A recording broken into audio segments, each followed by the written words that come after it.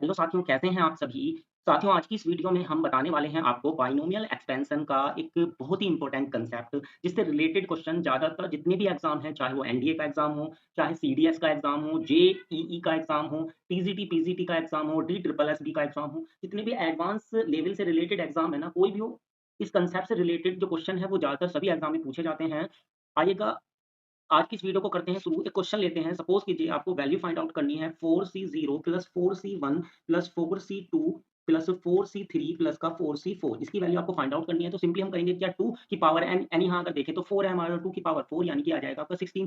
दूसरा क्वेश्चन लेते हैं। अब अगर मान लीजिए आपको जो वैल्यू फाइंड आउट करनी है वो करनी है यहाँ पर 1 into 4C0 plus 2 into 4C2 plus 2 into 4C1 plus 3 into 4C2 plus 4 into 4C3 plus 5 into 4C4। इसकी वैल्यू फाइंड आउट करनी है, तो हम इसको किस तरीके से सोल्व करेंगे? यहाँ पर एक चीज़ नोट करने वाली है, जो आपके आगे नंबर लिखे हुए हैं ना, अगर इनको हम ध्यान से देखेंगे तो हम पाएँगे कि ये जो नंबर हैं वो आपके एपी में है। 1, 2, 3, 4, 5 एपी में है, ये समांतर श्रेणी में है और 4C0 से लेकर हम 4C4 तक चले गए हैं। तो आपको करना क्या है, सिंपली 1 और ये जो लास्ट वाला 5 इनको ऐड कर दीजिए। 1 प्लस 5 हो जाएगा 6 और इंटू में 2 की पावर लगा दीजिए n-1, तो 4 है यहाँ पर n, तो n-1 यानी कि 3 आ जाएगा, तो ये हो जाएगा 6 इंटू 2 की पावर 3 8 यानी कि 48। अगर हम चाहें तो ऊपर वाला जो आपका क्वेश्चन नंबर 1 था, इसमें भी इस कांसेप्ट को यूज़ कर सकते हैं। यहाँ पर भी 1, यहाँ भी 1 है, सबके इंटू में 1 है, ठीक है? तो यहाँ पर 1, 1, 1 ये भी सभी आपके एपी में रहेंगे, जिनका जो कॉमन डिफरेंस है वो 0 हो जाएगा। तो यहाँ पर भी अगर हम ये कांसेप्ट अप्लाई करते हैं तो 1 प्लस 1 आपका 2 हो जाएगा और इंटू में 2 की पावर n-1 यानी 2 की पावर 3, तो आ जाएगा आपका 2 की पावर 4 यानी कि 16 ही आ जाएगा आपका।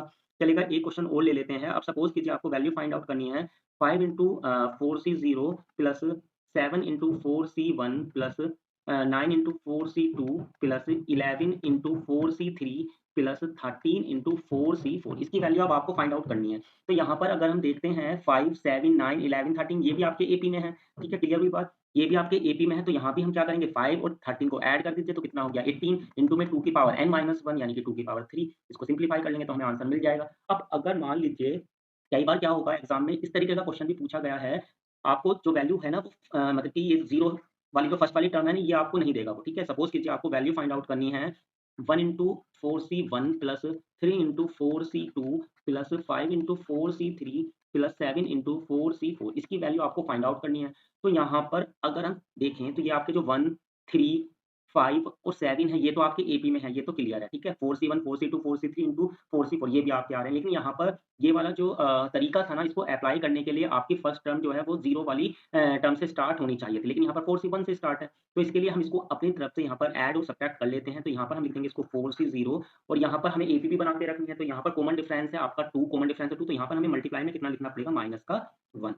अब ये हमने क्या कर दिया है, यहाँ पर माइनस किया है, तो इसको हमें प्लस भी करना पड़ेगा, यानी कि प्लस का 1 इंटू में 4C0। क्लियर हुई? ये तो कैंसल आउट हो जाएँगे, तो यही मिल जाएगा। अभी यहाँ पर 4C0 की वैल्यू तो 1 हो गई, 1 इंटू 1 1 हो गया और यहाँ पर ये जो आपका बचता है बाकी का, ये सब कुछ आपका किसमें हो जाएगा, एपी में हो गया, -1 1 3। तो फर्स्ट टर्म यानी -1 और 7 को ऐड करेंगे तो ये आपका आ जाएगा 6, तो प्लस का 6 और इंटू में कर देंगे 2 की पावर n-1 यानी कि 3। अब इसको हम सिम्प्लीफाई कर लेंगे, 1 प्लस 6 इंटू 8, 6 8 जा 48 और 1 49, तो इसका 49 आंसर आ जाएगा।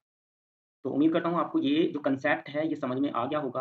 अगर आपको कांसेप्ट समझ में आ गया हो तो अभी मैं आपको कुछ क्वेश्चन देता हूँ, आप उनको क्वेश्चनों को सोल्व कीजिए और कमेंट बॉक्स में बताइएगा कि इनका जो आंसर है वो आपका क्या आने वाला है। फर्स्ट क्वेश्चन आपको ये बताना है 7 into 5C1 plus 10 into 5C2 plus 13 into 5C3 plus 15 into 5C 15 नहीं, यहाँ पर हमें लिखना पड़ेगा 16, क्योंकि हम 3-3 का रेशियो का कॉमन डिफरेंस ले रहे हैं। 7 और 3 10 और 3 13 और 3 16, 5C4 और प्लस का 19 इंटू 5C5। आपको इसकी वैल्यू बतानी है। जो ये है इसका आंसर कितना आएगा? कमेंट बॉक्स में ज़रूर बताइएगा और अगर वीडियो पसंद आई हो तो वीडियो को लाइक कर दीजिएगा।